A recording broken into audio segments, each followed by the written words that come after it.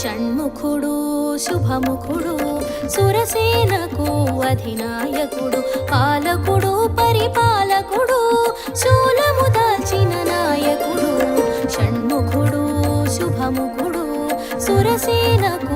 అధినాయకుడు పాలకుడు పరిపాలకుడు శూలము దాల్చిన నాయకుడు సుబ్రహ్మణ్యం సుబ్రహ్మణ్యం గజముఖ సోదర సుబ్రహ్మణ్యం సుబ్రహ్మణ్యం సుబ్రహ్మణ్యం కుమారనామ సుబ్రహ్మణ్యం కుమారనామ సుబ్రహ్మణ్యం సుబ్రహ్మణ్యం సుబ్రహ్మణ్యం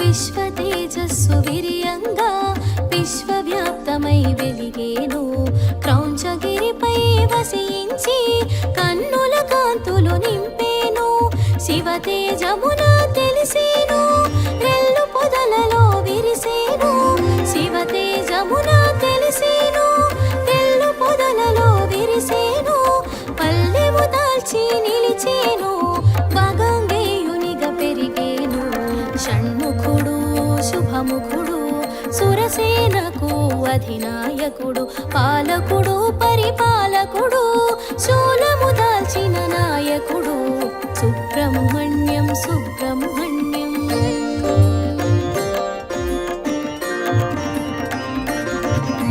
సుబ్రహ్మణ్యం సుబ్రహ్మణ్యం కుమారనామ సుబ్రహ్మణ్యం సుబ్రహ్మణ్యం సుబ్రహ్మణ్యం కుమారనామ సుబ్రహ్మణ్యం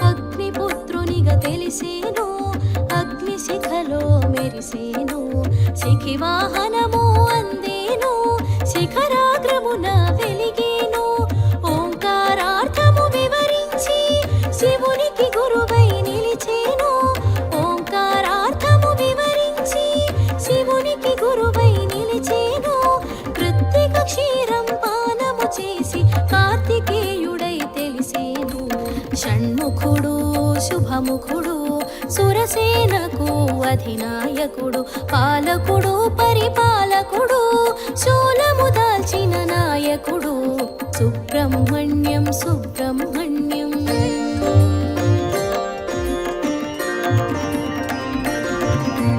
సుబ్రహ్మణ్యం సుబ్రహ్మణ్యం కుమారనామ సుబ్రహ్మణ్యం సుబ్రహ్మణ్యం సుబ్రహ్మణ్యం కుమారనామ సుబ్రహ్మణ్యం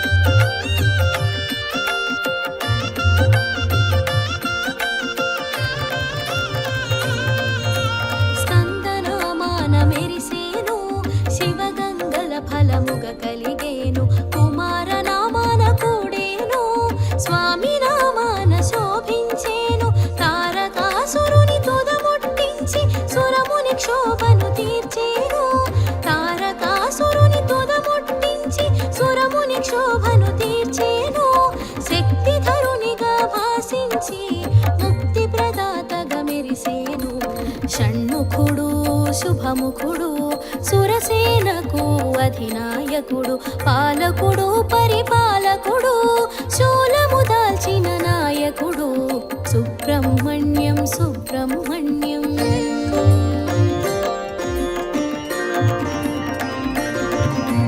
సుబ్రహ్మణ్యం సుబ్రహ్మణ్యం కుమారనామ సుబ్రహ్మణ్యం సుబ్రహ్మణ్యం సుబ్రహ్మణ్యం కుమారనామ సుబ్రహ్మణ్యం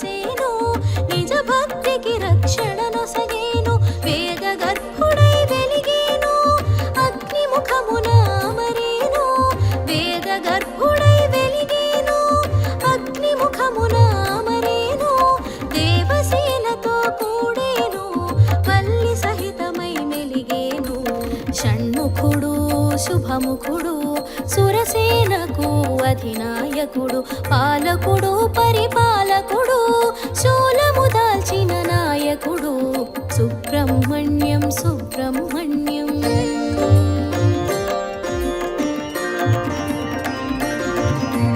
సుబ్రహ్మణ్యం సుబ్రహ్మణ్యం కుమారనామ సుబ్రహ్మణ్యం సుబ్రహ్మణ్యం సుబ్రహ్మణ్యం కుమారనామ సుబ్రహ్మణ్యం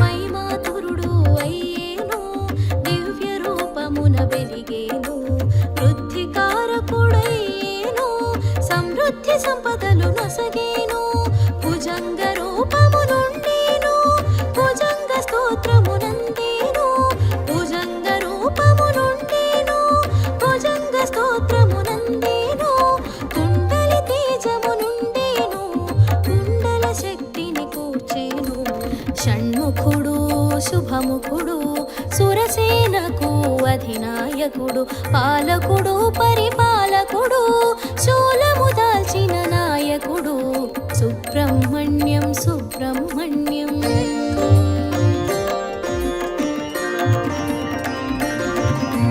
సుబ్రహ్మణ్యం సుబ్రహ్మణ్యం కుమారనామ సుబ్రహ్మణ్యం సుబ్రహ్మణ్యం సుబ్రహ్మణ్యం కుమారనామ సుబ్రహ్మణ్యం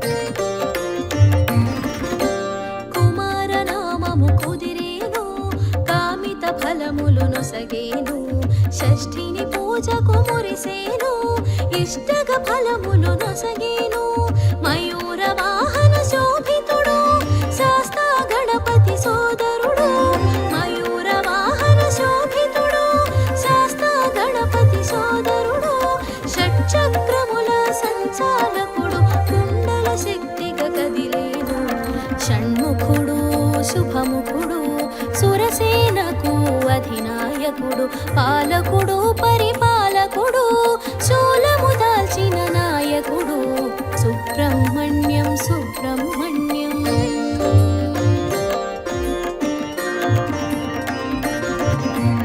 సుబ్రహ్మణ్యం సుబ్రహ్మణ్యం కుమారనామ సుబ్రహ్మణ్యం సుబ్రహ్మణ్యం సుబ్రహ్మణ్యం కుమారనామ సుబ్రహ్మణ్యం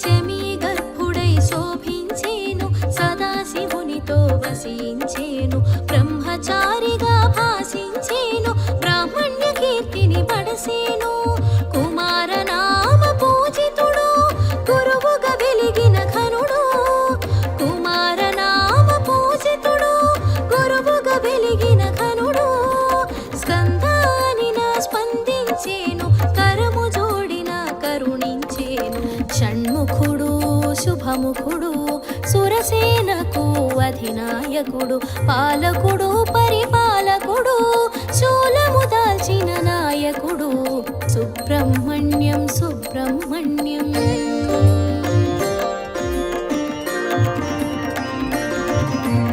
సుబ్రహ్మణ్యం సుబ్రహ్మణ్యం కుమార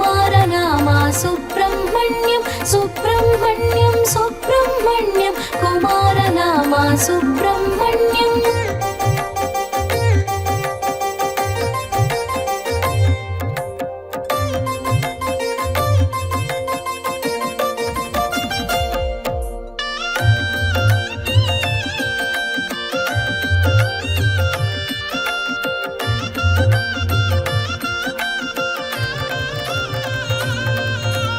విష్ణుతత్వమున విరిసేను యజ్ఞ పురుషునిగా తెలిసేను. ధర్మపక్షాన పోరున నిలచి విజయము కూర్చగా చేరేను. తంత్రశాస్త్రమును తెలియగా చేసి మంత్రశక్తిగా మననాన తెలిసి. తంత్రశాస్త్రమును తెలియగా చేసి మంత్రశక్తిగా మననాన తెలిసి. సర్వ విద్యలా శోభించేను శుభకరమూర్తిగా మసలేను. షణ్ముఖుడు శుభముఖుడు సురసేనకు అధినాయకుడు. పాలకుడు పరిపాలకుడు శూలము దాల్చిన నాయకుడు. సుబ్రహ్మణ్యం సుబ్రహ్మణ్యం.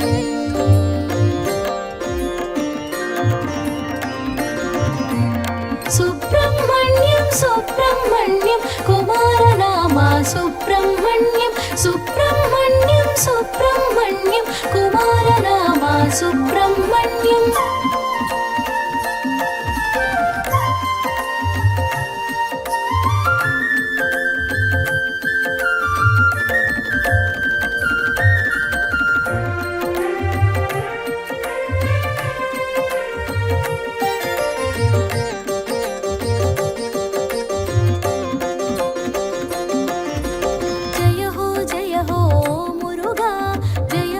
సగే శ్రీ మురుగా జ్ఞాన ప్రదాత జయ మురుగా. జ్ఞానము నీవే ఓ మురుగా.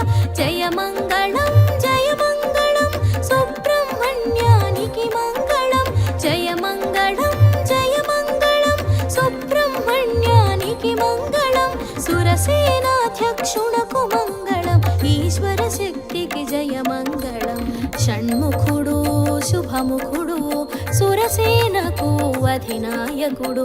పాలకుడు పరిపాలకుడు శూలము దాల్చిన నాయకుడు. సుబ్రహ్మణ్యం సుబ్రహ్మణ్యం.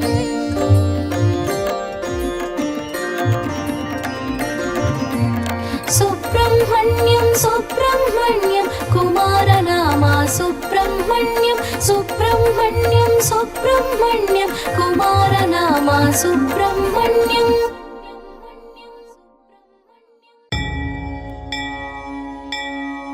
సీతా మనస్సుగపనోదన వాగ్విలాసా.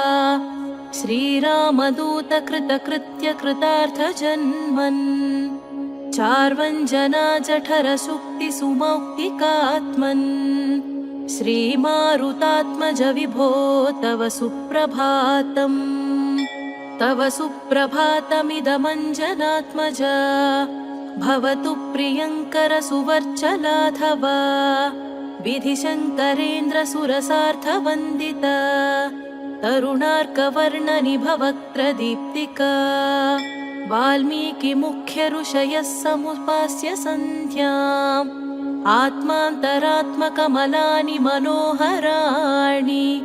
ఆదాయ పాదయుగమర్చయితుం ప్రపన్నాః. రక్షాపదోద్య హనుమन्तవ సుప్రభాతం. సంజీవ పర్వతమనేకమహౌషధీకం. ఆనీయ లక్ష్మణమధాస్మ సచేతనం త్వం. సంజీవయాద్య తవ భక్తజనం విమూఢం. శ్రీమారుతాత్మజ విభో తవ సుప్రభాతం. పంచాననాబ్జ భవ షణ్ముఖవాసవాద్యాః. त्वज्जन्ममूलचरितं विबुधास्तुवन्ति. सीतापतिर्वसति सादरबुद्धिमारात्.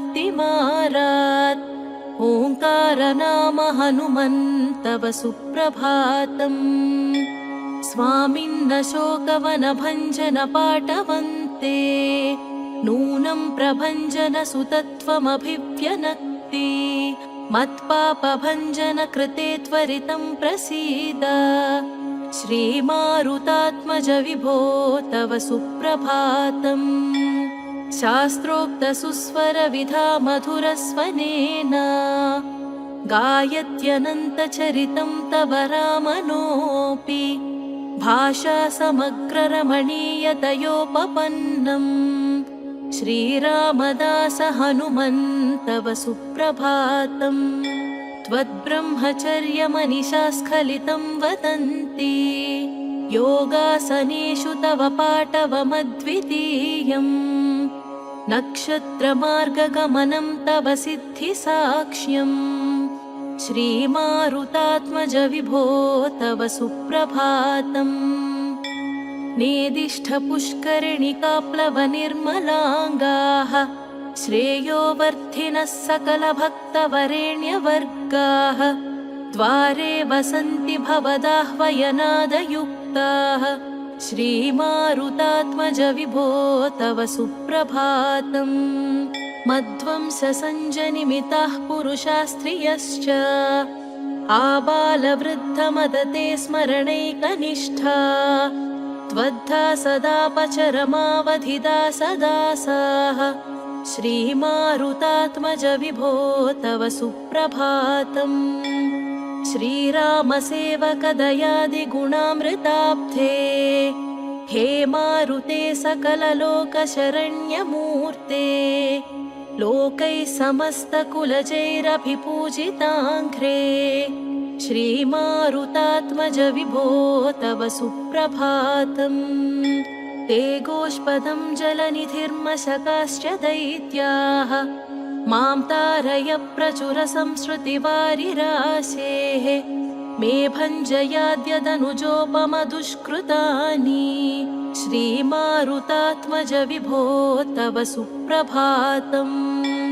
ओङ्कारनाम हनुमन्वरदाञ्जनेय सीताघनाधिशमनप्रणतार्तिहारिन् भो भो दयार्द्रशरणागतपारिजाता श्रीमारुतात्मज विभो तव सुप्रभातम् कन्दर्पकोटिसमसुन्दरदिव्यमूर्ते गीतादिसारपरिपूर्णरसानुविद्ध कल्याणनिर्मलगुणाकरदिव्यकीर्ते श्रीमारुतात्मज विभो तव सुप्रभातम् सिद्ध्यष्टकं भवदधीनममेयशक्ते रुद्रांश सम्भव तपोधन दिव्यमूर्ते रामाङ्घ्रिसेवन परिस्फुट भक्तिभाव श्रीमारुतात्मज विभो तव सुप्रभातम्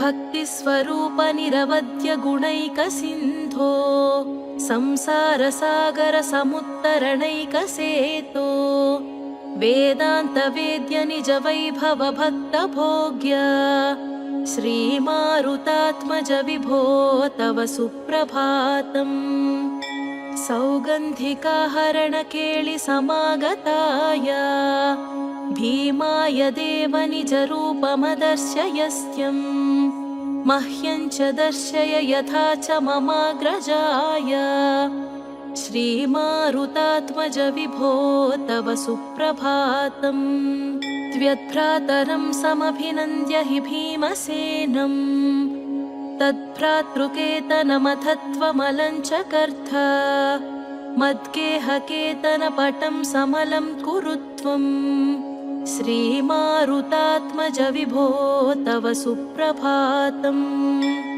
सीता समेत रघुरात् सह लक्ष्मणेन स्वान्ते तवास्ति हि भवान् हृदये मदीये तिष्ठेद्यदि द्विगुणितः कुशली भवेयम् श्रीमारुतात्मज विभो तव सुप्रभातम् नवव्याकरणप्राज्ञ जगत्प्राणप्रियात्मज ज्ञानानन्दामलाकारा सुप्रभातमिदं तव ओङ्कारनाम हनुमत्वर सुप्रभातम् ये मानवाः प्रतिदिनं पठितुं प्रवृत्ताः तेषां प्रभातसमये स्मृतिरङ्गभाजां प्रज्ञां परार्थसुलभां परमां प्रसूते करुणावरुणालयधीरमते विदुताखिलतापसुपर्व विभो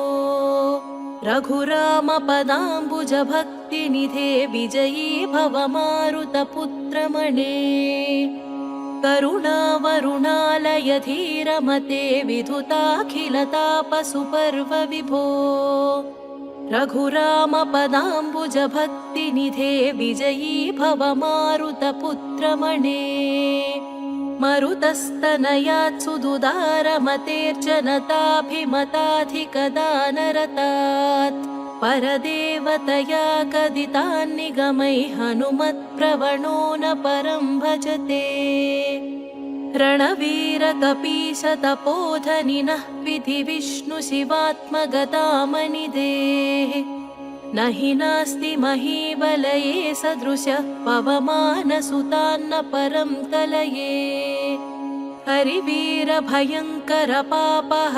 रघुरामपदाम्बुजभक्तवर पवमानकुमारकपीश विभो वरदो भवदेव दयाजलधे पवमानसुतं करुणानिलयं रजनीकरचारुमुकाम्बुरुहम् मदमत्सरताहितकामहरं प्रणमामि विभो परिपालय माम् सुमुखं सुहृदं सुलभं सुखदं प्रयतं च सुधीरममोघवरम् हनुमन्तमिमं ह्यपहाय परं न कथञ्चन काञ्चन जातु भजे विना वायुपुत्रं ननाथो ननाथ सदा रामदूतं स्मरामि स्मरामि विभो मारुते त्वं प्रसीद प्रसीद प्रियं माञ्जनेय प्रयच्छ प्रयच्छ विना वायुपुत्रं ननाथो ननाथ सदा रामदूतं स्मरामि स्मरामि विभो मारुते त्वं प्रसीद प्रसीद प्रियं माञ्जनेय प्रयच्छ प्रयच्छ मनोजवं मारुततुल्यवेगं जितेन्द्रियं बुद्धिमतां वरिष्ठम् वातात्मजं वानरयूथमुख्यं श्रीरामदूतं शिरसा नमामि योगासनस्थितनिमीलितनेत्रयुग्म निर्निद्रनिश्चल रघुद्वः पादचित्त भव्यैरलं कृततलौ परतत्त्वचिह्नैः ते मारुतेद्य चरणौ शरणं प्रपद्ये भ्रात्राग्रजेन मम चाप्पलरामनाम्ना मत्स्यामिना गुरुवरेण महोपदेष्ट्रा आत्मोद्धृतिं प्रति यथाविधि दर्शितौ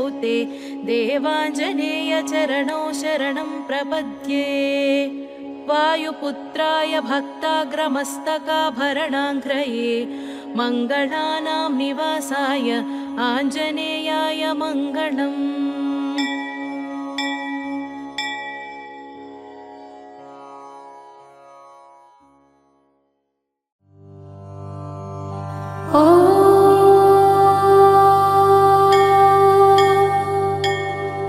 श्री हनुमत्पञ्चरत्नम् वीताखिलविषयेच्छं जातानन्दाश्रुपुलकमत्यच्छम् सीतापतिदूताद्यं वातात्मजमद्यभावये हृद्यम् तरुणारुणमुखकमलं करुणारसपूरपूरितापाङ्गम् सञ्जीवनमाशासे मञ्जुलमहिमानमञ्जनाभाग्यम्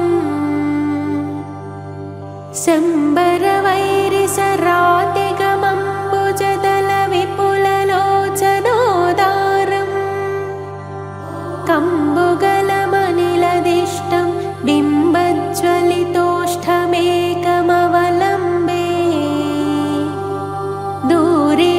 दूरीकृतसीतात्ते प्रकटीकृतरामवैभवस्फूर्तिः दारितदशमुखकीर्ति पुरतो मम भातु हनुमतो मूर्तिः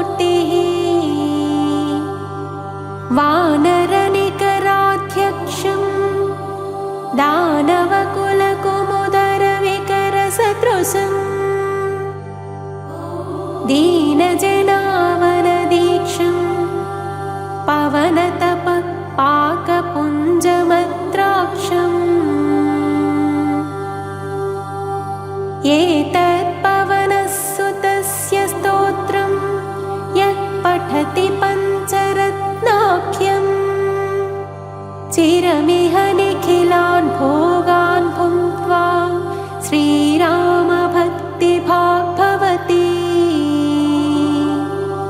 इति श्रीमच्छङ्कराचार्यकृतो हनुमत्पञ्चरत्नम्।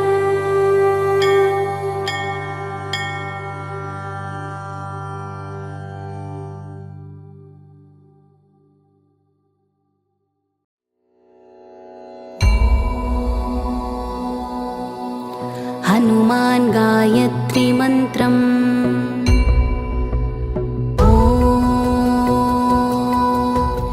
आञ्जनेयाय विद्महे वायुपुत्राय धीमहि तन्नो हनुमत् प्रचोदयात्।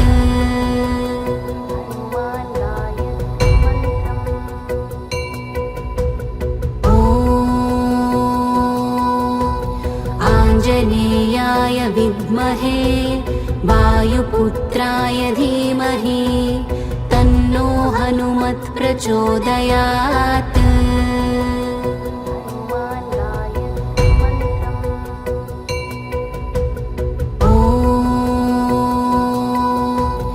आञ्जनेयाय विद्महे वायुपुत्राय धीमहि तन्नो हनुमत् प्रचोदयात्।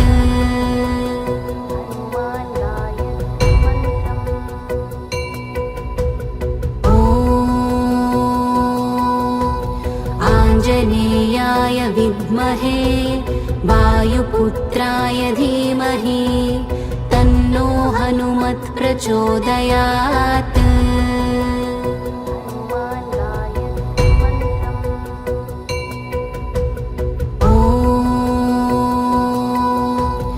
आञ्जनेयाय विद्महे वायुपुत्राय धीमहि तन्नो हनुमत् प्रचोदयात्।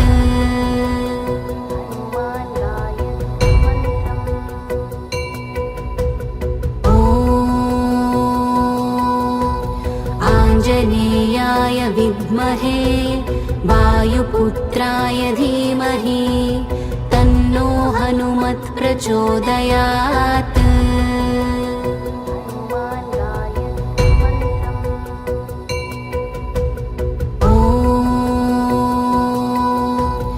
आञ्जनेयाय विद्महे वायुपुत्राय धीमहि तन्नो हनुमत् प्रचोदयात्।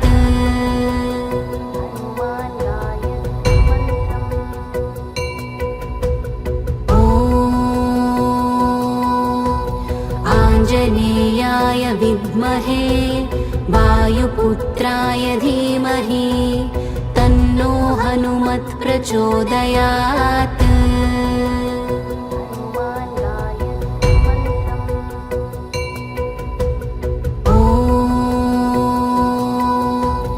आञ्जनेयाय विद्महे वायुपुत्राय धीमहि तन्नो हनुमत् प्रचोदयात्।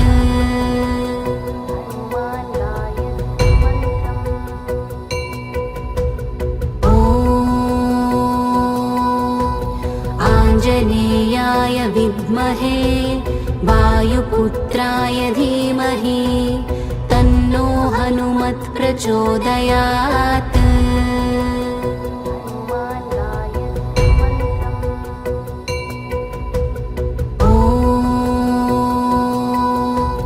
आञ्जनेयाय विद्महे वायुपुत्राय धीमहि तन्नो हनुमत् प्रचोदयात्।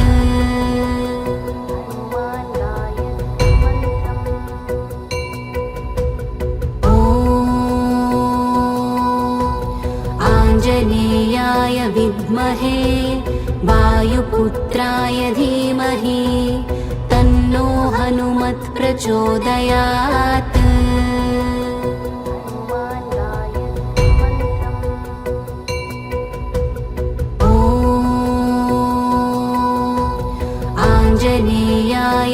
विद्महे वायुपुत्राय धीमहि तन्नो हनुमत् प्रचोदयात्।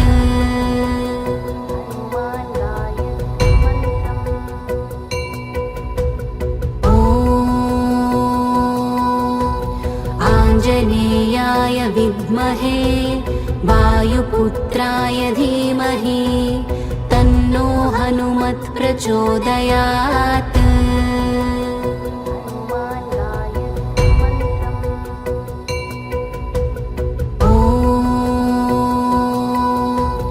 आञ्जनेयाय विद्महे वायुपुत्राय धीमहि तन्नो हनुमत् प्रचोदयात्।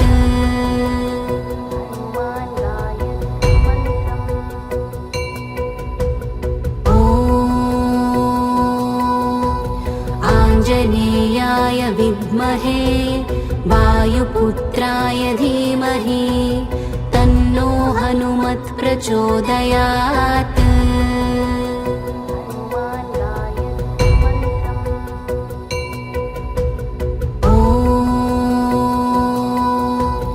आञ्जनेयाय विद्महे वायुपुत्राय धीमहि तन्नो हनुमत् प्रचोदयात्।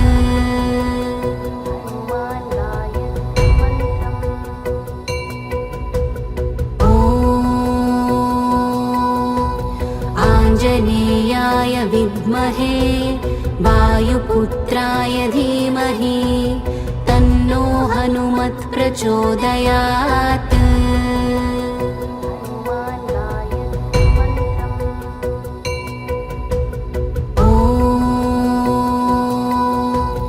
आञ्जनेयाय विद्महे वायुपुत्राय धीमहि तन्नो हनुमत् प्रचोदयात्।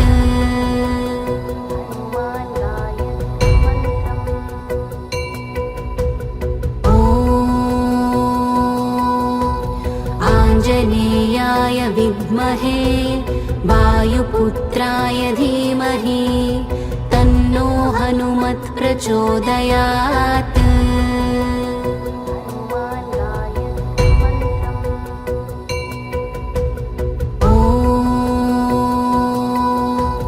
आञ्जनेयाय विद्महे वायुपुत्राय धीमहि तन्नो हनुमत् प्रचोदयात्।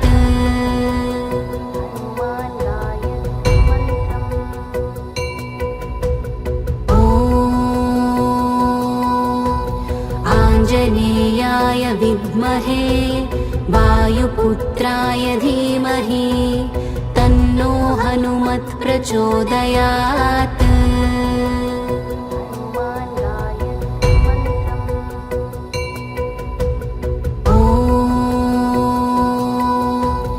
आञ्जनेयाय विद्महे वायुपुत्राय धीमहि तन्नो हनुमत् प्रचोदयात्।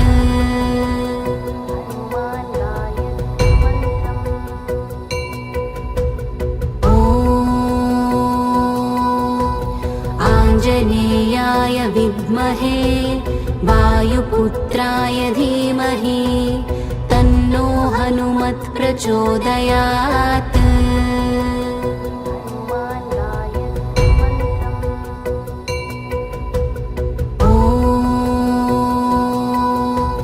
आञ्जनेयाय विद्महे वायुपुत्राय धीमहि तन्नो हनुमत् प्रचोदयात्।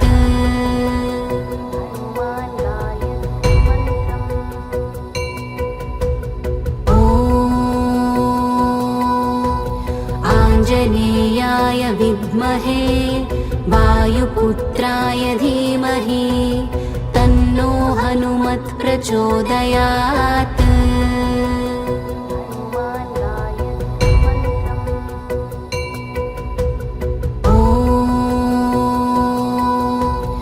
आञ्जनेयाय विद्महे वायुपुत्राय धीमहि तन्नो हनुमत् प्रचोदयात्।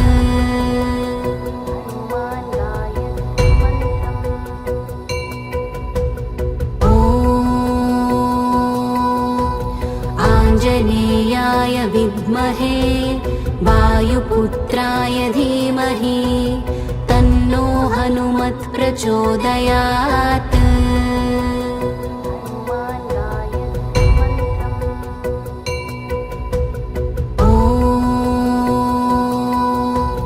आञ्जनेयाय विद्महे वायुपुत्राय धीमहि तन्नो हनुमत् प्रचोदयात्।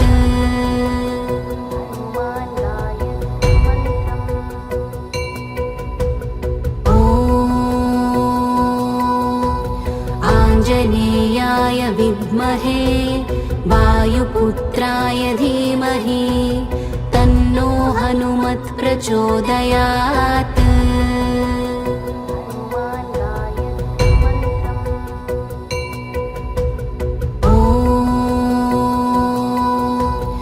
आञ्जनेयाय विद्महे वायुपुत्राय धीमहि तन्नो हनुमत् प्रचोदयात्।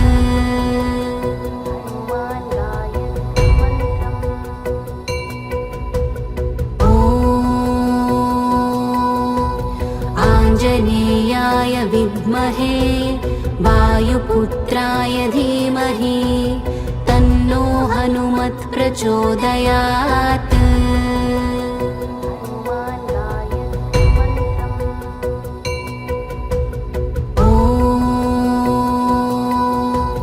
आञ्जनेयाय विद्महे वायुपुत्राय धीमहि तन्नो हनुमत् प्रचोदयात्।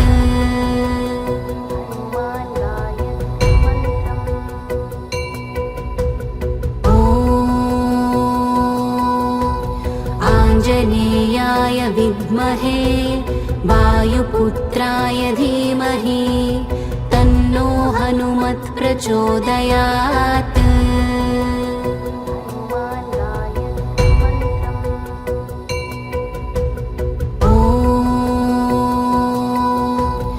आञ्जनेयाय विद्महे वायुपुत्राय धीमहि तन्नो हनुमत् प्रचोदयात्।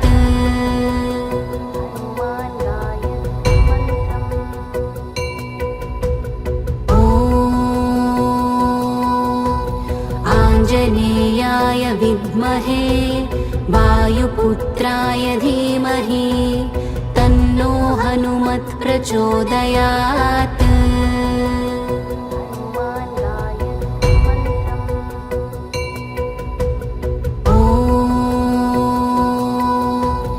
आञ्जनेयाय विद्महे वायुपुत्राय धीमहि तन्नो हनुमत् प्रचोदयात्।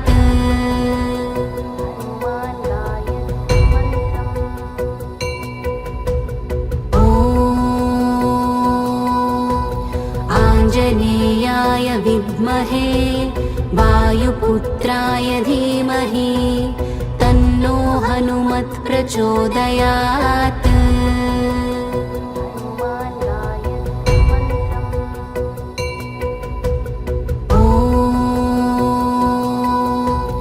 आञ्जनेयाय विद्महे वायुपुत्राय धीमहि तन्नो हनुमत् प्रचोदयात्।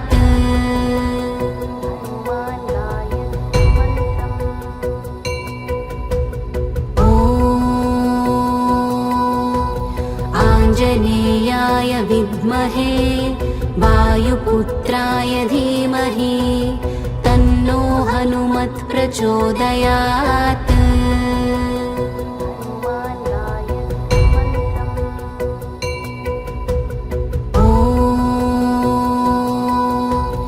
आञ्जनेयाय विद्महे वायुपुत्राय धीमहि तन्नो हनुमत् प्रचोदयात्।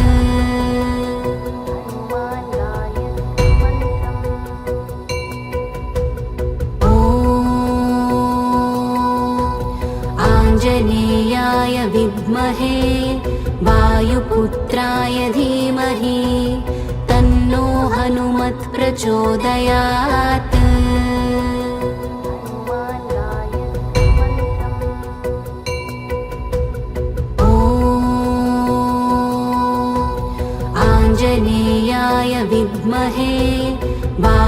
वायुपुत्राय धीमहि तन्नो हनुमत् प्रचोदयात्